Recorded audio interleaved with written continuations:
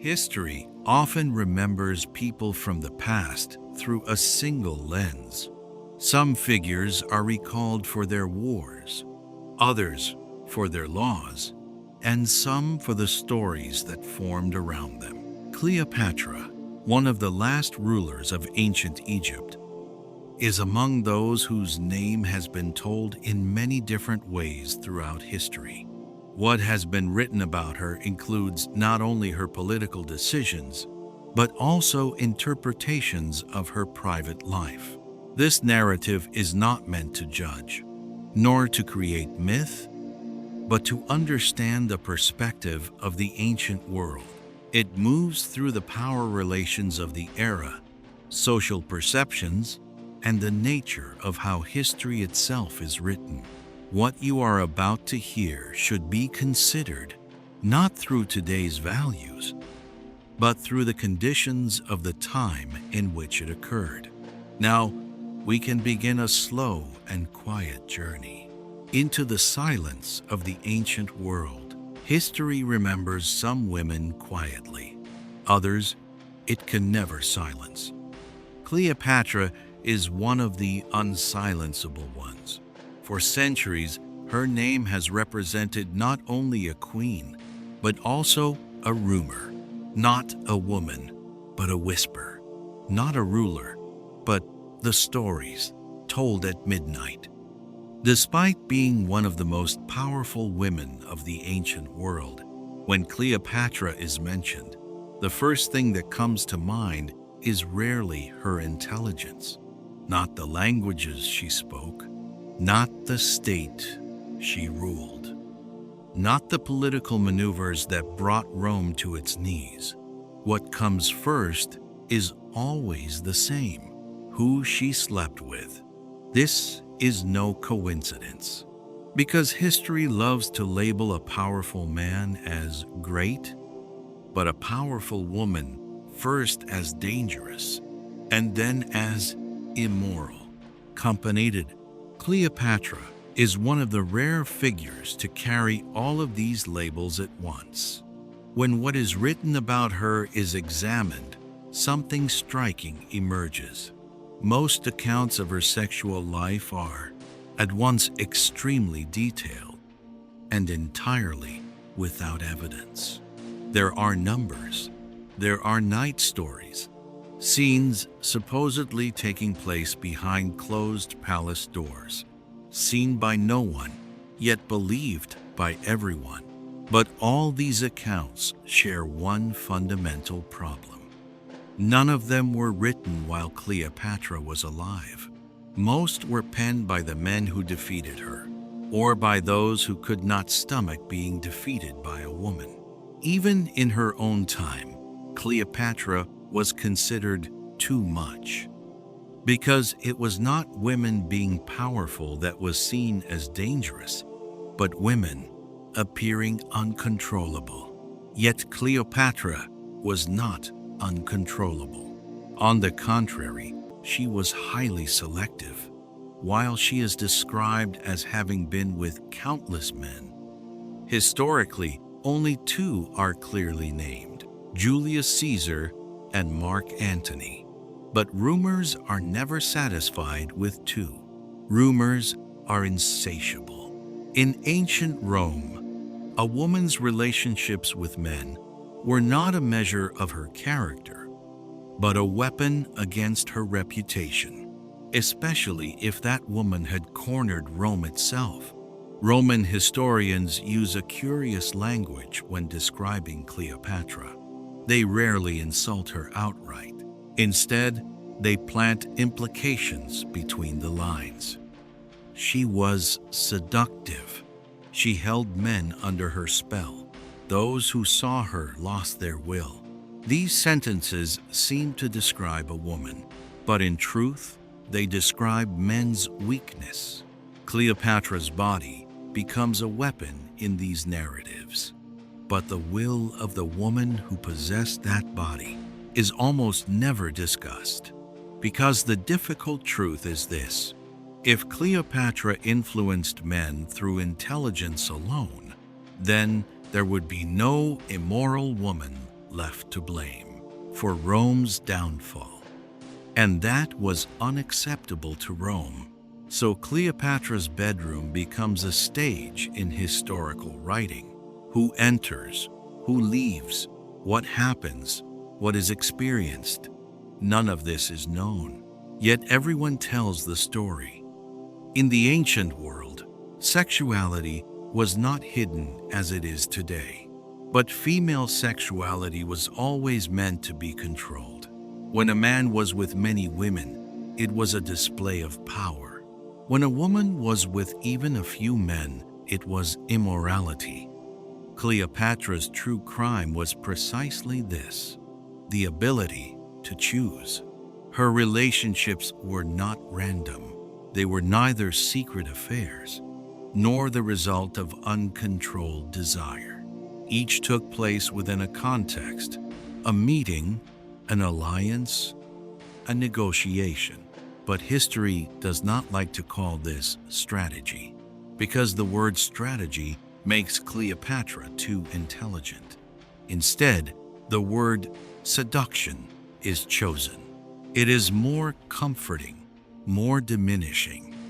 Most accounts of Cleopatra's sexual life took shape after her death, especially in Rome, because a dead woman cannot defend herself. And when Cleopatra died, only two things remained: Rome's victors and the stories they told. In these stories, Cleopatra is rarely a queen. She is a figure, a symbol of threat, a warning.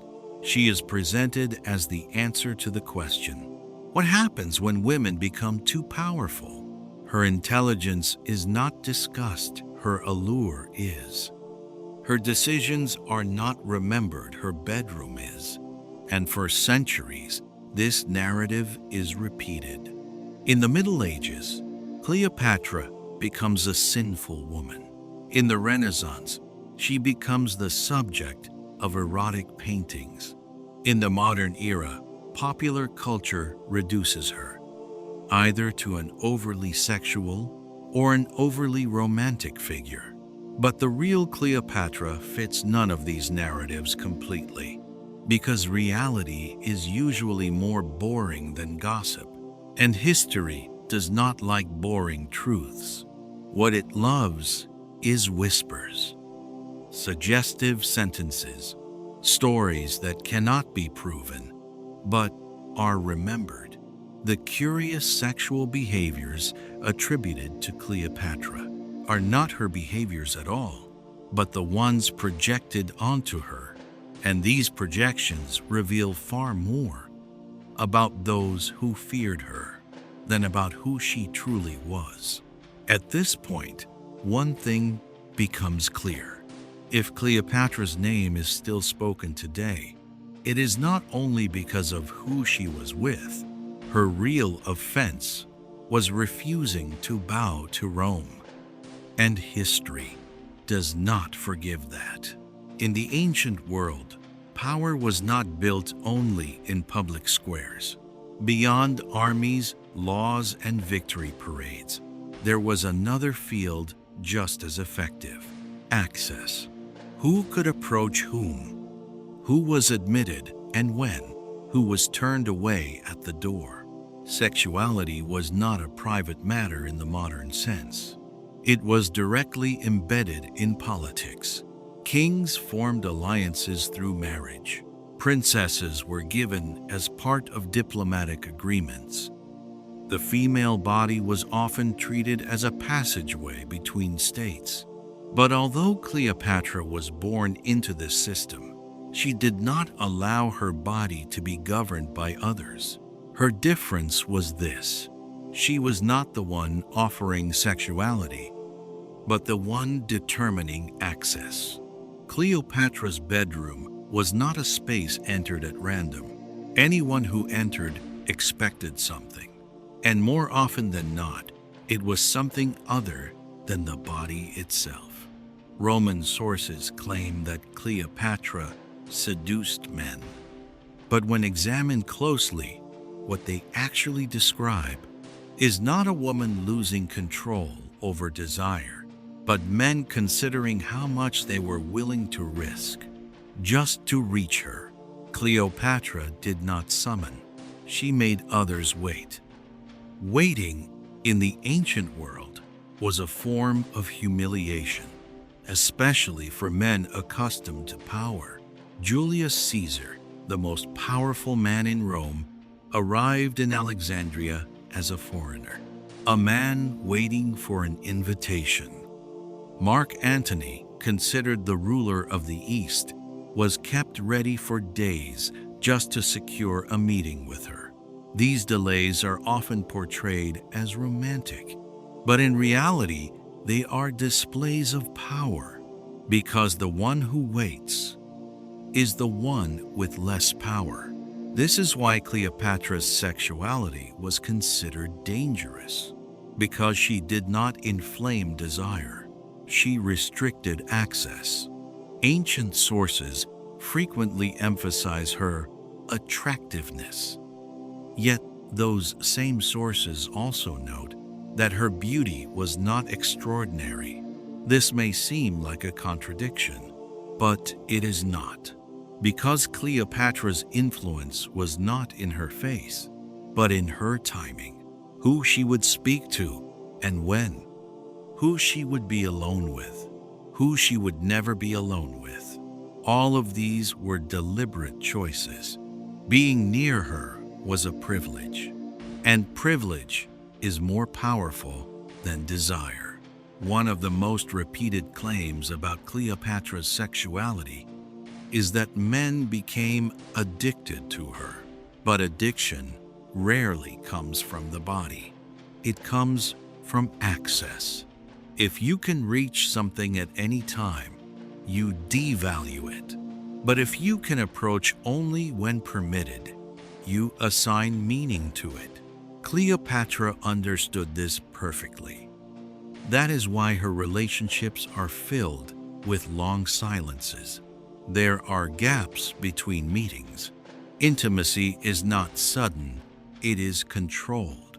Roman historians found this control disturbing, because accepting it would mean acknowledging a woman who directed men's will. Instead, it was easier to say he was seduced. Seduction implies passivity. Being guided is far more unsettling. Cleopatra's sexuality operates less in the physical realm and more in the psychological one.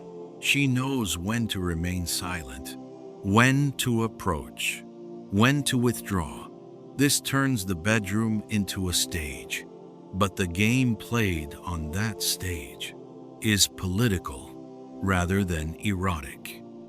In the ancient world, a woman being unattainable increased her value, but it also made her dangerous, because an unattainable woman is a woman who cannot be controlled. This is precisely why rumors around Cleopatra multiplied. The less that was known, the more was invented. What mattered was not what she did with whom, but when she did it. Why did she choose him? Why now? Why not the others? None of these questions are truly sexual. They are all about power, because the men who entered Cleopatra's bed often found themselves facing the consequences of her decisions. This turned the bedroom into a space of negotiation. But negotiation is not always explicit. Sometimes it happens through glances, sometimes through waiting, sometimes through silence. Cleopatra spoke this language fluently.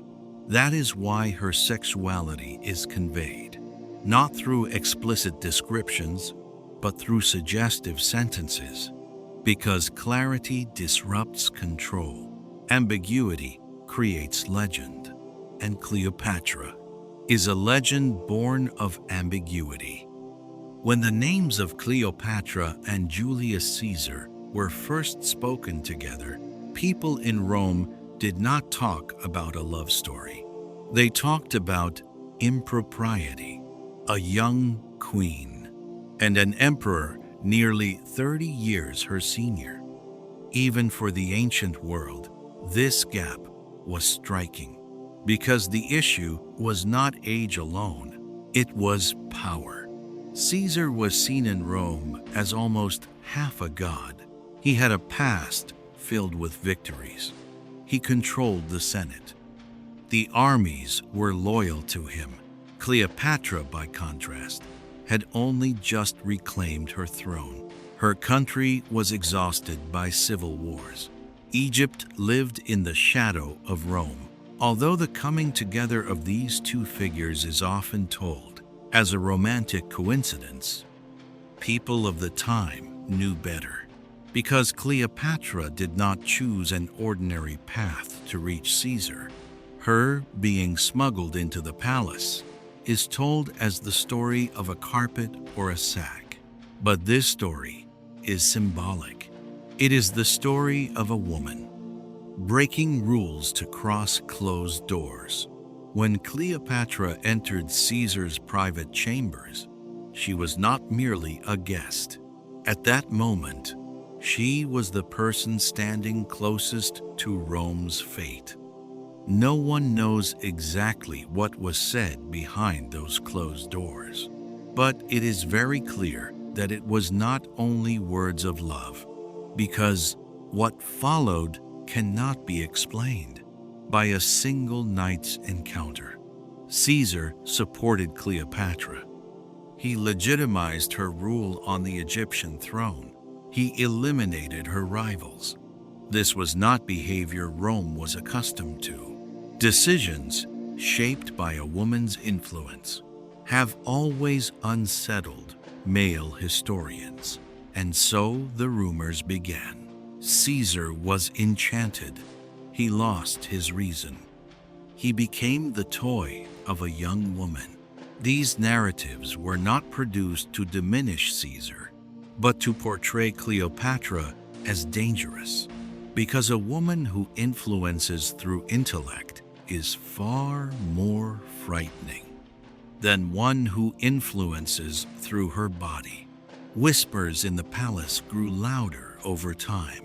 What happened behind closed doors was exaggerated far beyond reality.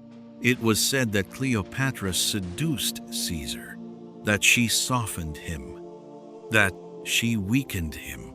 Yet Caesar was not weak at that time. On the contrary, he was at the height of his power.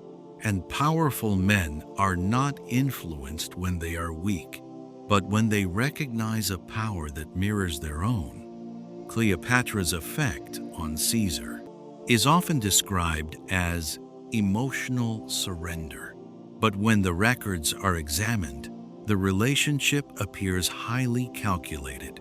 Caesar took Cleopatra to Rome. He did not make her his official wife, but he kept her beside him in full view of everyone. This only fueled the rumors further. For the Roman public, this was a scandal. A foreign queen, young, influential. Even Cleopatra walking the streets of Rome was a message in itself. I am here. I am not afraid to be seen, and I am protected. This disturbed Caesar's enemies, because Cleopatra was no longer merely a woman. She had become a symbol. Even after Caesar's assassination, his relationship with Cleopatra continued to be discussed, because people remained fixated on one question: was this truly love, or a flawless political alliance? Perhaps the answer lies in the meaninglessness of trying to separate the two. In the ancient world, love and calculation were not opposing forces. They coexisted. They nourished one another. Cleopatra may have loved Caesar, but in choosing him, She considered not only her heart, but her throne. Caesar may have desired Cleopatra, but in keeping her close, he knew he was opening the gates to the east. That is why this relationship cannot be diminished as mere romance, nor reduced to cold strategy alone. It was an intimacy in which two powerful figures recognized one another, measured one another, and used one another. And that intimacy became one of the most unsettling rumors in Roman history, because people do not easily accept a woman sitting at an equal table with an emperor, especially when that table stands behind a closed door. Much of what we know about Cleopatra does not come from her own voice, but from the pens of men who spoke about her. This is a crucial detail, because history often records not what happened, but what was meant to be told. And in the world Cleopatra lived in, the mere existence of a powerful woman was deeply unsettling, especially when that woman used her power, not quietly, but consciously. Most ancient historians were Roman, and to be Roman meant carrying an inherent prejudice against Cleopatra. She was foreign, Eastern, a queen, and most dangerously, influential. That is why, when Cleopatra was described, her political moves were pushed aside and her body was brought forward. Not her intelligence, but her sexuality was written about. Not her strategies, but her bed was discussed. Because it is far easier to declare a woman immoral than to acknowledge her power. In ancient sources, the same words appear again and again when Cleopatra is mentioned: seductive, insatiable, dangerous, enchanting. These words do not describe a person. They describe a fear, the fear of what happens when a woman cannot be controlled. At this point, rumors take over. Cleopatra was accused of having relationships with multiple men at the same time. It was written that she hosted endless nighttime entertainments in her palace. It was whispered that she ruled Rome's most powerful men through her bed. Yet most of these claims rest on no concrete evidence. Despite this, they were repeated for centuries, because a repeated rumor eventually begins to feel like truth. Moreover, these rumors were useful for covering male failure. If a man was defeated politically, he could be said to have been seduced by a woman. If a decision turned out badly, it could be claimed that he had lost his reason.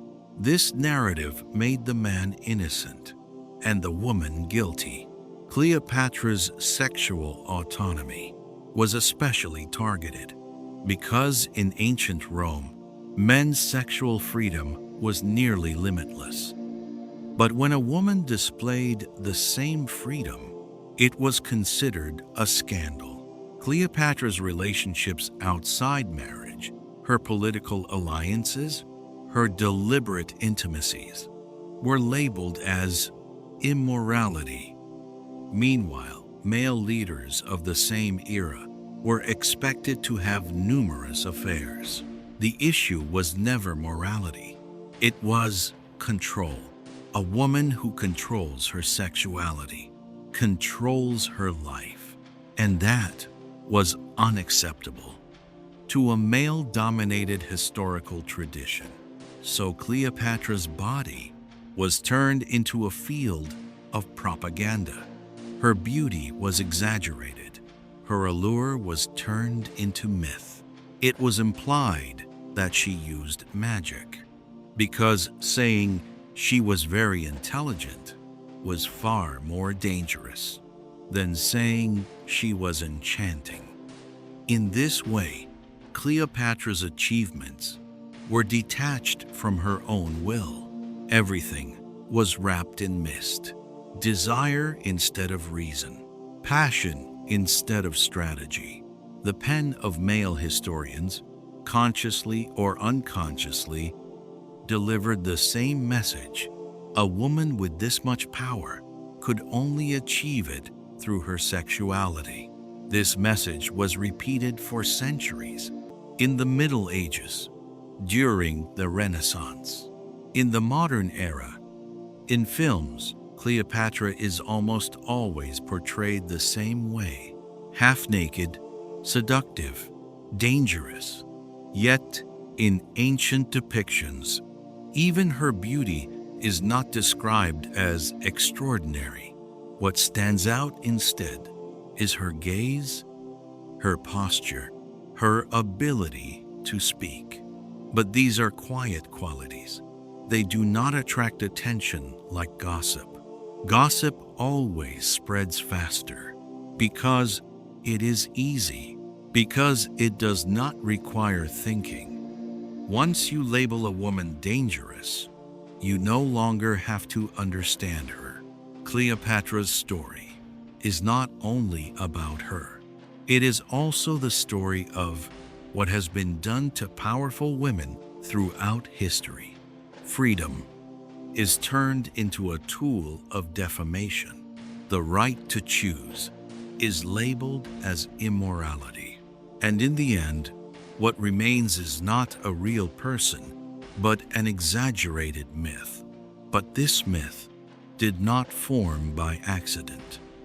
It was written deliberately, with ink, with whispers, with insinuation.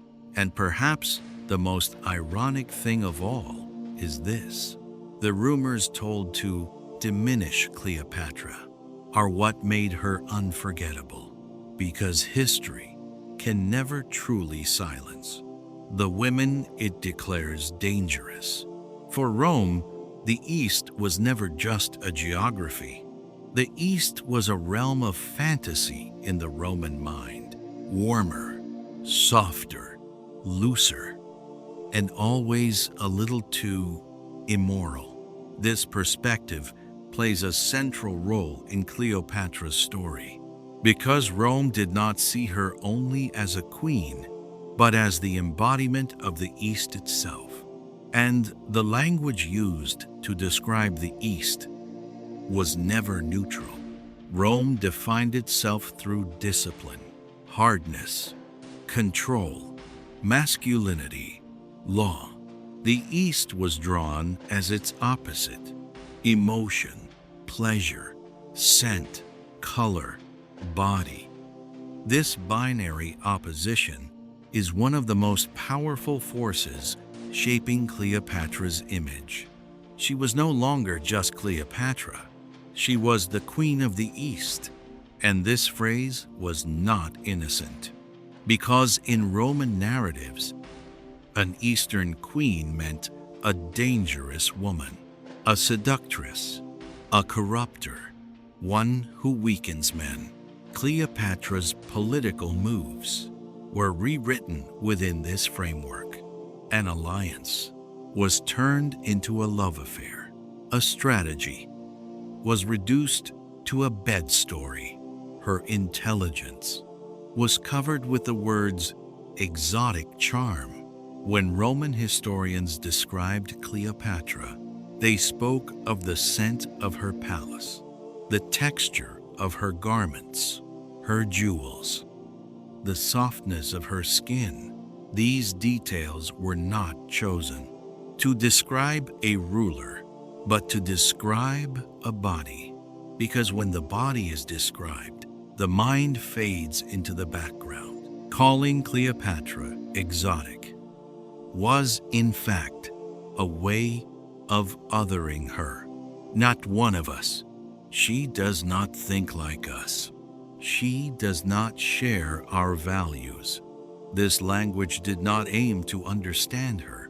but to generate fear through her. For Rome, Cleopatra's sexuality was not a personal trait, but cultural evidence.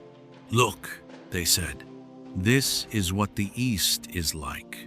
This discourse was Rome's way of proving its own moral superiority. Cleopatra's relationships with men were never examined individually. They were all thrown into the same basket, told as fragments of a single story. Yet, Roman men also maintained multiple relationships at the same time. But this was seen as the nature of Rome. When Cleopatra did the same, it became the corruption of the East. The double standard here is unmistakable. Sexuality was not judged by what was done, but by who did it and where they came from. In Rome's subconscious, the East was an uncontrollable space, and anything uncontrollable was considered dangerous. That is why Cleopatra's body became a screen onto which Rome projected its fears. The excessive indulgence, the endless desires, the mind-destroying allure attributed to her were not personal. They were ideological. Through these narratives, Rome could say, "We did not lose. We were deceived." This is especially clear in the accounts written after Antonius. Antonius's political failures were tied to Cleopatra's bed. When wars were lost, strategy was not questioned. The woman was blamed. When Cleopatra's name is mentioned, it is whispers that speak more than history. Snakes, golden objects, strange stories wandering through palace halls, secret pleasures, unusual Eastern delights. But here, it is necessary to pause and ask, how much of this was real and how much belonged to Rome's imagination?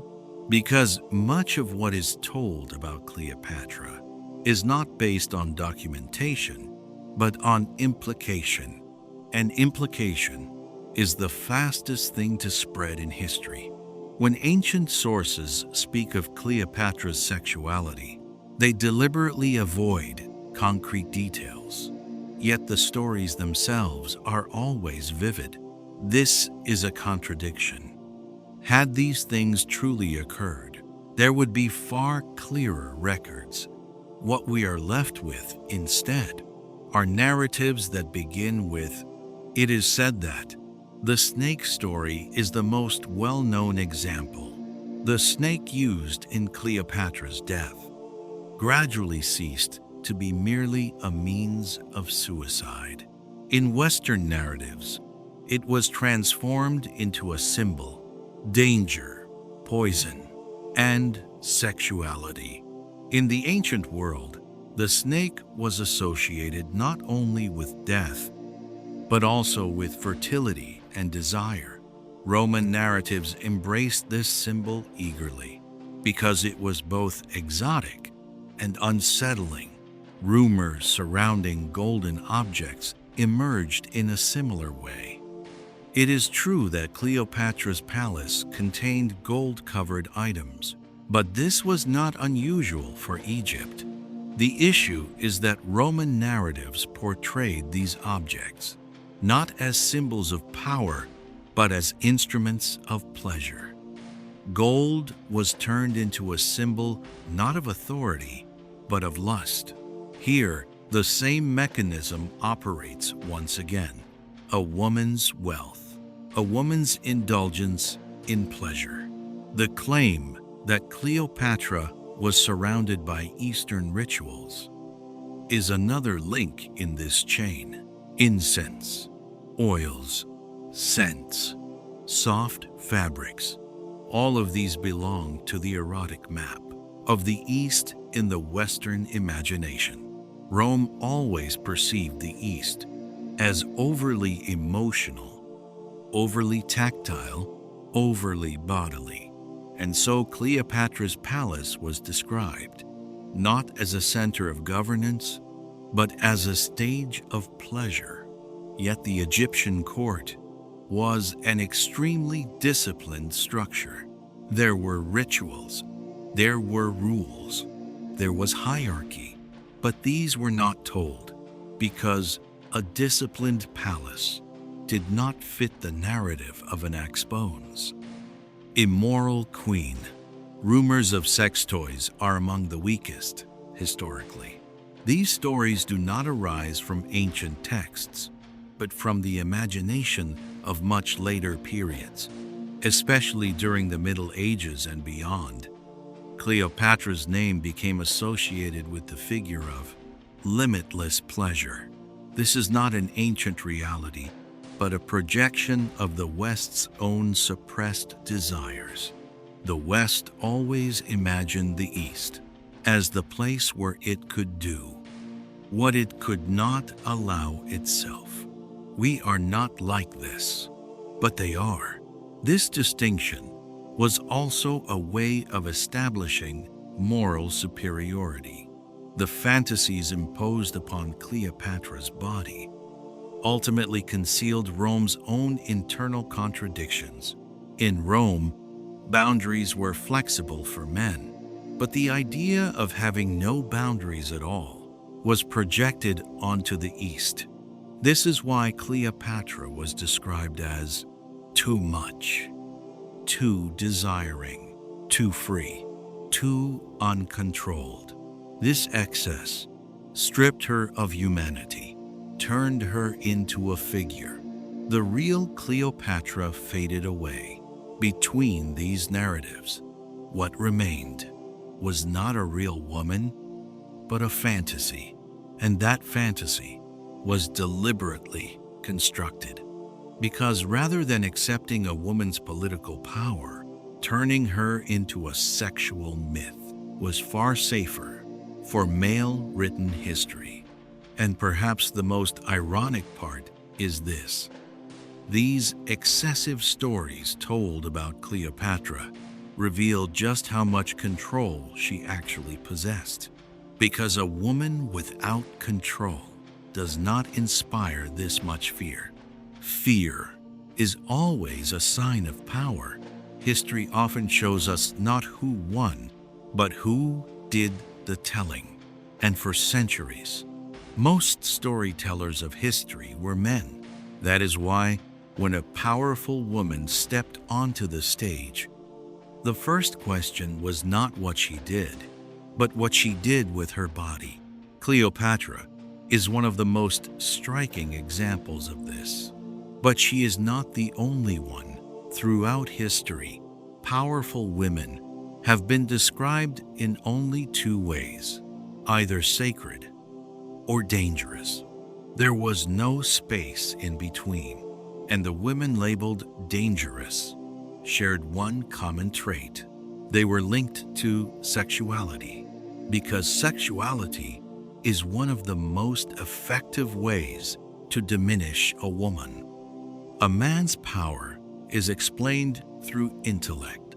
A woman's power is explained through her body. This difference is no coincidence. Cleopatra's political maneuvers, alliances, and economic decisions were rarely analyzed in depth. Instead, these questions circulated. Whom did she seduce? How did she influence them? What did she do in her bed? These questions reflect not historical curiosity, but a reflex of control. Because if you explain a woman's power through intelligence and strategy, that power becomes legitimate. But if you explain it through sexuality, that power appears undeserved. For centuries after Cleopatra, this narrative was repeated. Powerful women were portrayed as either immoral or cold and untouchable. They were trapped between two extremes. If a woman was desiring, she was dangerous. If she was distant from desire, she was stripped of her humanity. This pattern can be seen in countless female figures in history: queens, empresses, revolutionaries, artists. The constant focus on a woman's body means the silencing of her mind. The case of Cleopatra became a template for centuries to follow. In Renaissance paintings, Cleopatra is almost always half naked. Her gaze is inviting. Her body is foregrounded. Male leaders painted in the same era, by contrast, are shown in armor, with maps, with swords. The division between body and intellect is embedded even in visual language. This does not persist only in art, but in historical writing as well. When a woman achieves something, a private relationship is always sought behind it. A man must have supported her. There must be a bed story. There must be manipulation. This narrative rejects the idea that a woman can hold power on her own. For this reason, Cleopatra's story is not confined to the past. Even today, when powerful women are discussed, the same language is used. Clothing, relationships, the body, these are secondary details when it comes to male leaders, but for women, they sit at the center. History has consistently assigned women this role, either the object of desire or the threat to morality. What these two roles share is this: the woman is never the subject.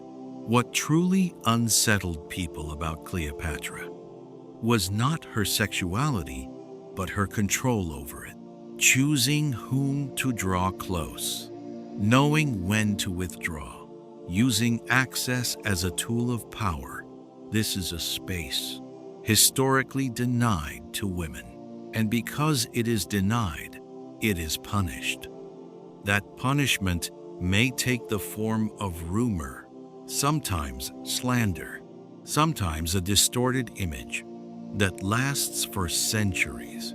The history written over Cleopatra's body is, in truth, a text in which men wrote their own fears. The fear of losing control, the fear of being influenced, the fear of confronting the existence of a powerful woman. That is why Cleopatra was never allowed to remain simply a queen. She was a seductress or a sorceress or immoral, but only rarely was she remembered as just a leader. The roles history assigns to women have less to do with what women did and more to do with what men perceived as a threat. This is why Cleopatra's story is still being told, because she remains one of the clearest examples of how history turned the female body into a weapon. And perhaps that is why, even now, she remains unsettling. When history speaks of Cleopatra, it always fixates on the same question, insistently, relentlessly. For centuries, how many men was she with? As if that were the point. As if a woman's story only gains meaning once it falls under a man's shadow. But was that truly what mattered? Was what unsettled people really? Whether she was with Caesar, or close to Antony, or was the real issue that in none of these relationships did she ever lose control? Because when Cleopatra's story is examined closely, one simple yet unsettling truth emerges. She was never the one who was chosen. She was always the one who chose. Cleopatra's relationships with men can be counted. Their names can be written down. History books have done this repeatedly. But there was something history struggled to record: how these relationships began and how they ended. Because in every love story that is told, it is assumed that one side collapses emotionally, weakens, loses itself, especially the woman. Yet in Cleopatra's story, there is no such moment. There is no crying queen, no abandoned woman, no one chasing after someone, no figure begging to be loved. This silence was what drove historians most mad. Cleopatra did not speak. She kept her letters hidden. She did not expose her emotions. And this was something male historians could not tolerate, because history wants to know what a woman thinks, what she feels, what she desires, where she breaks. But Cleopatra did not record her moments of weakness, and everything unknown turns into rumor. The issue was never simply her relationships with men. Even saying she used them is insufficient, because the word use still centers the man. The truth was this: Cleopatra had built her own domain, and any man who entered that space had to accept her rules. For Rome, this was unacceptable. The Roman order was clear. The man conquers. The woman binds herself. The man rules. The woman is persuaded. But in Cleopatra's world, this balance was reversed, and that struck at Rome's rawest nerves. A woman who controlled her political, bodily, and intellectual space all at once. That was the real scandal. Silence was one of Cleopatra's strongest weapons. Everyone wondered what she was thinking, but she did not say. The Roman Senate spoke. Soldiers spoke. Poets, historians, gossipers spoke. But Cleopatra remained silent, and a silent woman has always been dangerous to history, because silence creates a void, and voids are filled by others. That is why most of what was written about Cleopatra comes not from her words, but from the imaginations of others. Another truly striking detail is this: Cleopatra's relationships were few. This is rarely emphasized. But when you look closely, very few men entered her life. And this selectiveness directly contradicts the image of the insatiable woman that was constructed around her. Contradiction is uncomfortable for history, so it is ignored. What was truly unsettling was this: Cleopatra belonged to no one, not to a man, not to an empire, not to the role she was meant to play. She stood at the center of her own story, and history does not like women who stand at the center. When a woman takes the center, male figures become supporting characters, and that disrupts the narrative. So Cleopatra's story was constantly pulled into the bedroom, because in the bedroom, it is easier to diminish a woman. Turning Cleopatra into a lover was safer than calling her a strategist. Calling her a seductress was more acceptable than calling her the one who controlled, because a seduced man can still be powerful, but a controlled man, that was unacceptable. What is truly interesting was not her beauty either.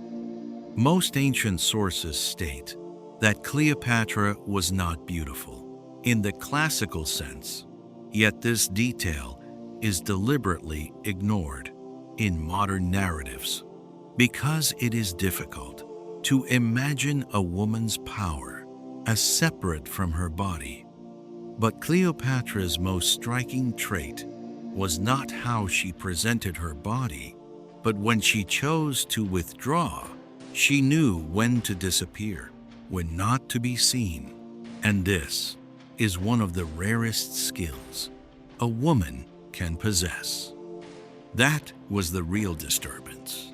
Cleopatra did not make herself accessible, not emotionally, not physically, not politically. An inaccessible woman is an uncontrollable woman, and an uncontrollable woman has always been a threat to history. That is why Cleopatra's story was distorted for centuries. Instead of understanding her, they made her a topic of talk. Instead of deciphering her, they turned her into a whisper. Perhaps the only truly interesting thing is this: Cleopatra entered the lives of men, but she did not disappear into their stories. Even if she did not write her story in her own voice, she protected it with her silence. And perhaps what remains most unsettling is this: Cleopatra's control is still felt even today, because we are still talking about her, and yet we still cannot fully decipher her. And history never forgives the women it cannot decipher. When Cleopatra died, her story did not end. On the contrary, that may have been when it truly began. Because there are some women who are not left in peace even in death. When their bodies are debated in life, they do not enter the grave alone once they die. Cleopatra was one of them. History leaves most rulers to silence after death.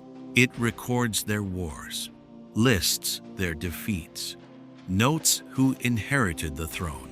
But this was not the case for Cleopatra. Even her death was turned into a bedroom story. The most familiar version goes like this: a snake, a basket, a body, details descending all the way to a queen's nakedness. But pause. Why are there so many details? When describing a person's final moment, why is the body emphasized so insistently? Why do Cleopatra's face, her chest, the state of her skin, the position of her body at the moment of death matter so much?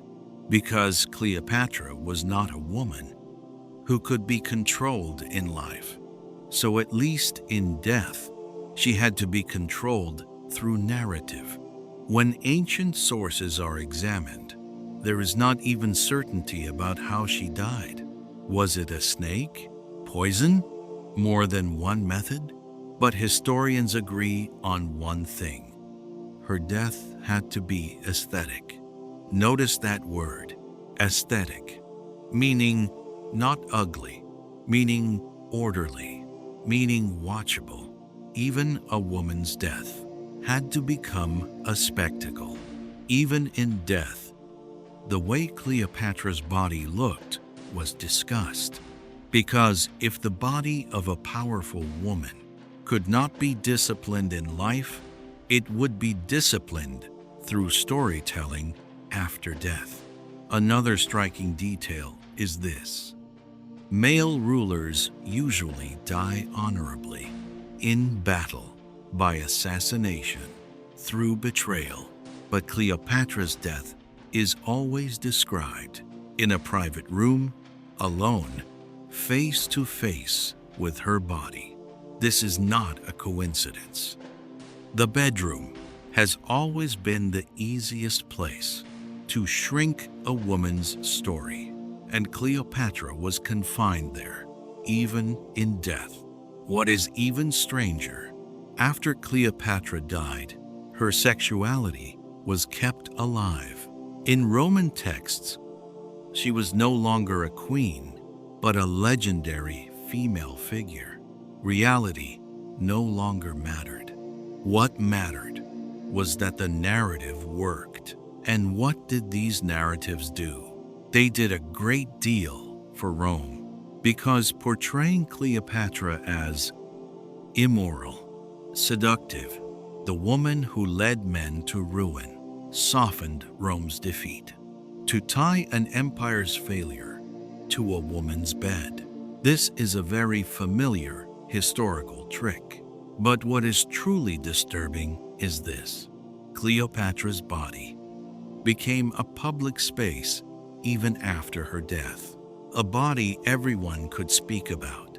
A body everyone could interpret.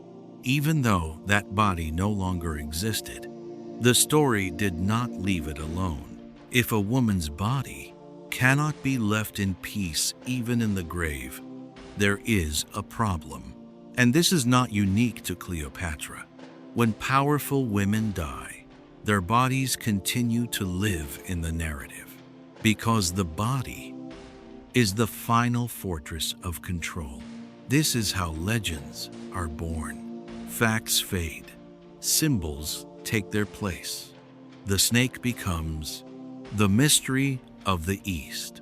The basket becomes female cunning.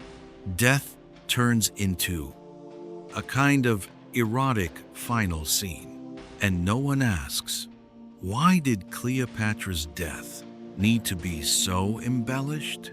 Why wasn't a simple "she died" enough? Because a simple death would have ended her story. But an adorned death kept her under control. Perhaps the most ironic part is this. Even after Cleopatra's death, men continued to speak about her. But Cleopatra's voice is nowhere in those stories. We do not know what she thought. We do not know what she felt in her final moment. Was she afraid, relieved, or simply carrying out a decision? We do not know. And this not knowing feeds gossip. Legends are born from empty spaces, and there were many unknown spaces around Cleopatra. Perhaps that is why her death is still told, because some women do not fall silent when they die. Their stories continue to live in the mouths of others. But one thing must not be forgotten. Cleopatra's death was not a surrender. She chose even the final scene of her story herself. And perhaps that was the greatest disturbance of all. Because if a woman who could not be controlled did not relinquish control, even in death, history will never forgive her. Cleopatra's name was repeated for centuries with the same words: immoral, seductive, dangerous. The woman who led men to ruin. These words summed up most of what was said about her. But perhaps the real question was this: did these words truly describe her? Or did they reveal the helplessness of those who could not explain her? History usually remembers powerful men for their strategies, powerful women for their bodies. This is no coincidence, because acknowledging a woman's intelligence means accepting her as an equal rival, and that has always been unsettling even in history. Was Cleopatra really immoral? When looked at honestly, there is no concrete answer. She did not have countless lovers. She did not live in uncontrolled relationships. On the contrary, the relationships known throughout her life do not exceed the fingers of two hands. And yet the gossip about her never ends. Because the issue is not numbers. The issue is who holds the control. Cleopatra's real crime was not being a woman men could control. She did not hide her relationships, But she did not display them either. She did not offer herself, but she was not unreachable. She was selective. And that is one of history's least tolerated traits. In the eyes of male historians, a selective woman is dangerous because it shows that she is governed not by desire, but by reason.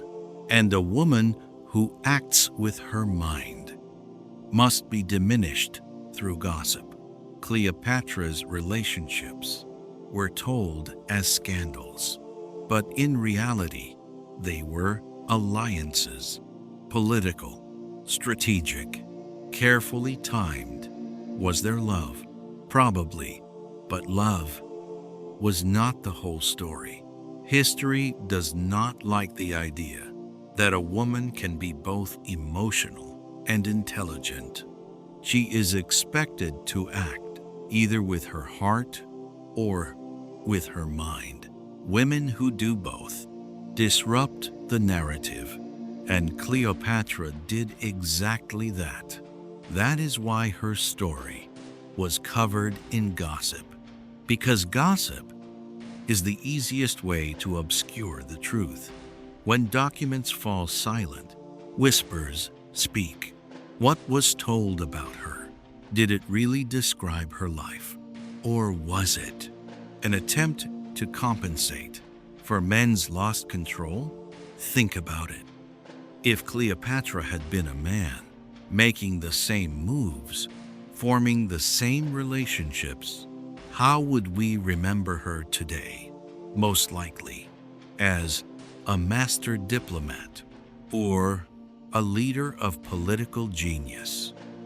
But she was a woman, and for women, history uses a different language. Cleopatra's body was described as a weapon, but her real weapon was her mind, her language, her silence, her timing, and above all, her freedom to choose whom she would approach. The truth buried under gossip is this: Cleopatra was not reading men.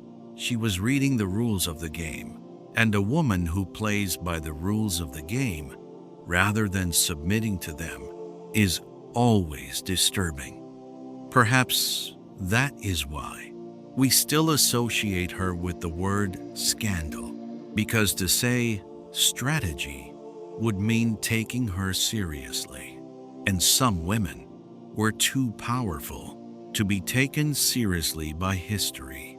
Cleopatra's story is not a sex story. It is a story of power. But when power is in women's hands, its name changes. It becomes gossip. It becomes scandal. It becomes legend.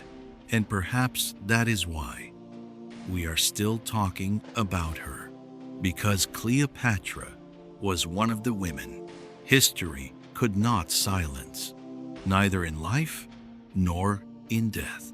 This narrative ends here, but the gossip never does, because history never truly leaves alone the women it cannot control.